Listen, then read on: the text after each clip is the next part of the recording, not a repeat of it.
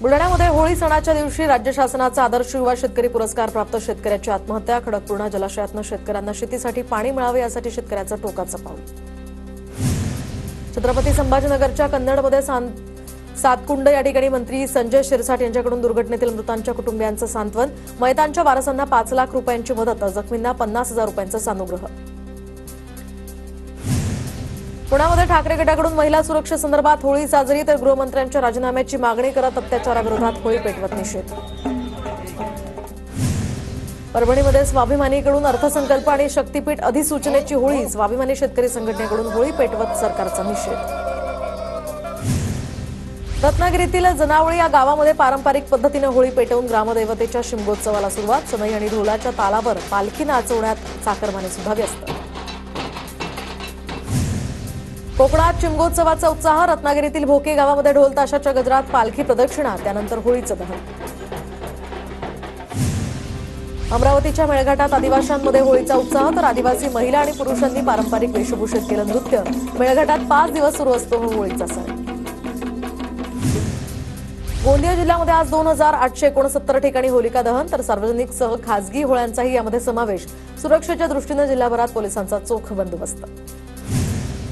साई मंदिरात मोठ्या उत्साहात होलिका दहन, साईबाबांना होळीनिमित्त पुरणपोळीचं नैवेद्य, तर साई मूर्तीला सोन्याच्या दागिन्यांसह साखरेच्या गाठी कड्यांची सुद्धा माळ चढवली। होळी पौर्णिमेनिमित्त खंडोबा मंदिराच्या गाभाऱ्यात फुलांची आकर्षक सजावट। अखंड महाराष्ट्राचं कुलदैवत असणाऱ्या जेजुरीच्या खंडेरायाच्या मंदिरात सुद्धा होळी निमित्तानं खास सजावट। लोणावळ्यातील बाजारपेठा होळी आणि धुलिवंदन सणानिमित्त सजल्या, तर पिचकारी आणि रंगांच्या किमतींमध्ये 30% यंदा वाढ। लोणावळा शहरात होळी आणि धुलिवंदनाची धामधूम। जळगावच्या मुक्ताईनगर भुसावळमधील बाजारपेठाही होळीनिमित्त सजल्या, तर रंगांचे भाव 15% वाढले। रंग खरेदीसाठी बाजारपेठात नागरिकांची मोठी गर्दी। परभणीच्या पूर्णामध्ये कचऱ्यासह निरुपयोगी वस्तूंची पर्यावरणपूरक होळी, तर लिंगायत समाज बांधवांकडून पर्यावरणपूरक होळी साजरी करण्याचं आवाहन।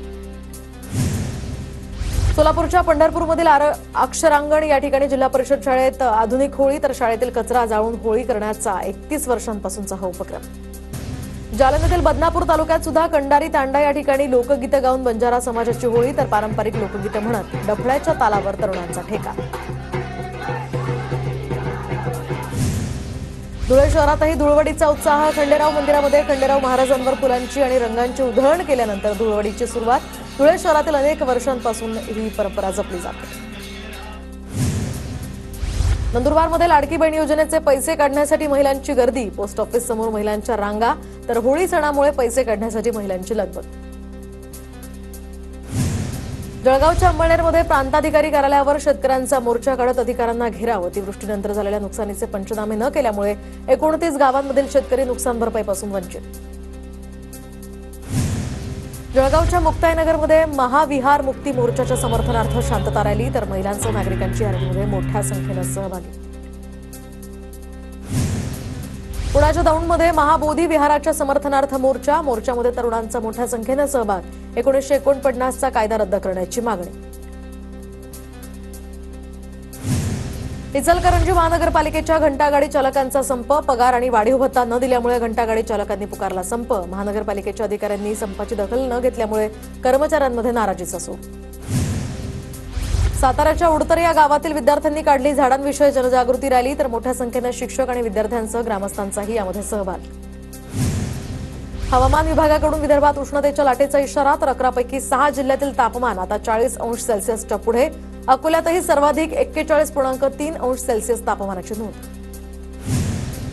उन्हाचे चटके बसू लागले, आता तरी शाळेची वेळ कमी करा, पंढरपूरच्या शाळांमधील चिमुरड्यांची सरकारकडे मागणी। जालन्यात ऐन सणासुदीमध्ये नागरिकांची पाण्यासाठी बोंबाबोंब, तर पाटबंधारे विभागानं थांबवला परतूर आणि भोकरदनचा पाणीपुरवठा। मागील 4 दिवसांपासून परतूर शहराचा पाणीपुरवठा बंदच। महाराष्ट्र प्रदूषण नियंत्रण मंडळाकडून आता गोदावरीचं पाणी शुद्ध असल्याचा अहवाल। नाशिकच्या गोदावरीतील पाण्याला गुड टू एक्सलंट असा MPCBचा शेरा, गोदाप्रेमींकडून यावेळी नाराजी व्यक्त। नंदुरबारमध्ये पारा 40शी पार, तर अनेक वर्षांनंतर मार्च महिन्यामध्ये जिल्ह्यात तापमान 40 अंशांच्या आसपास। दरम्यान जिल्हा सामान्य रुग्णालयामध्ये उष्माघात कक्षाची आता स्थापना।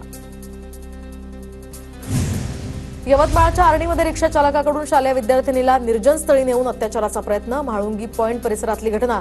रामचंद्र भोयर असं या आरोपीचं नाव. सोलापूरच्या माळशिरसमधील पिलीवमध्ये गरम चळीचे चटके देऊन तरुणाची निर्घृण हत्या. पोलिसांकडून एक तरुणी आणि एक अल्पवयीन मुलगा ताब्यात. अनैतिक संबंधातनं हत्या झाल्याचा संशय. अहिल्यानगरच्या दाणेवाडी गावातील एका विहिरीत मृतदेह आढळला तर छिन्नविछिन्न अवस्थेमध्ये मृतदेह आढळल्यामुळे मोठी खळबळ. मृतदेहाला शीर नसल्यानं ओळख पटण्यासही अडचणी.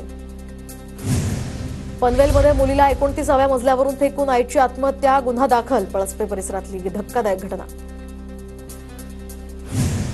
हिंगोलीच्या आखाडा बाळापूरमध्ये 2 गटात दगडफेक. 150हून अधिक जणांवर गुन्हा दाखल. दगडफेकीत काही वाहनांचं देखील मोठं नुकसान. आखाडा बाळापूरमध्ये सध्या तणावपूर्ण शांतता. नाशिकच्या मालेगावातही शेतकऱ्यांना साठवून ठेवलेल्या मक्याच्या चाऱ्याला अचानक आग तर शॉर्ट सर्किटमुळे आग लागल्याची माहिती. दुर्घटनेमुळे शेतकरी योगेश पाठडे यांचं मोठं नुकसान. अंबरनाथच्या डम्पिंग ग्राउंडला काल लागलेली आग अजूनही धुमसतीच. दरम्यान अग्निशमन दलाचे आग विझवण्याचे प्रयत्न निष्फळ. लोकवस्तीतील नागरिक यामुळे भयभीत. विरारमध्ये 12वी कॉमर्सच्या उत्तरपत्रिका शिक्षिकेच्या घरी जळाल्या. दरम्यान व्हिडिओ व्हायरल. शिक्षिकेच्या निष्काळजीपणाविरोधात विद्यार्थी आणि पालकांचा संताप. विरार पश्चिम मधील गंगूबाई अपार्टमेंटमधली घटना. नाशिकमध्ये नागरिकांचं पोलिसांच्या घरी सुद्धा चोरी तर गेल्या पंधरवड्यात 8 ते 10 घरफोडीच्या घटना. म्हसरूळ परिसरामध्ये चोरीची घटना. सीसीटीव्हीत कैद. चोरट्यांवर कारवाईची मागणी. लातूरमध्ये अमानुष मारहाण प्रकरणातील आरोपींची गुन्हेगारी पार्श्वभूमी असल्याची माहिती समोर. 7 पैकी 6 आरोपींवर आता जिल्ह्यातील वेगवेगळ्या पोलीस ठाण्यात गंभीर गुन्हे. अटकेतील 4 पैकी 3 आरोपींना 5 दिवसांची पोलीस कोठडी. नागपुरात स्पा सेंटरच्या नावाखाली देहव्यापाराचा प्रकार उघडकीस तर 2 जणांना या प्रकरणी अटक. मोबाईलसह 75,000चा मुद्देमालही हस्तगत. प्रतापनगर पोलीस ठाण्यात गुन्हा दाखल. जळगावच्या जामनेरमध्ये आक्षेपार्ह पोस्ट करणाऱ्या तरुणाला 3 दिवसांची पोलीस कोठडी तर अशफाक पटेल नावाच्या तरुणानं आक्षेपार्ह केली होती पोस्ट. नागपुरात नामांकित कंपनीचे बनावट इयरबड्स विकणाऱ्या टोळीला अटक तर 50 लाख रुपये किमतीचा बनावट मालही जप्त. नागपूर गुन्हे शाखेची कारवाई.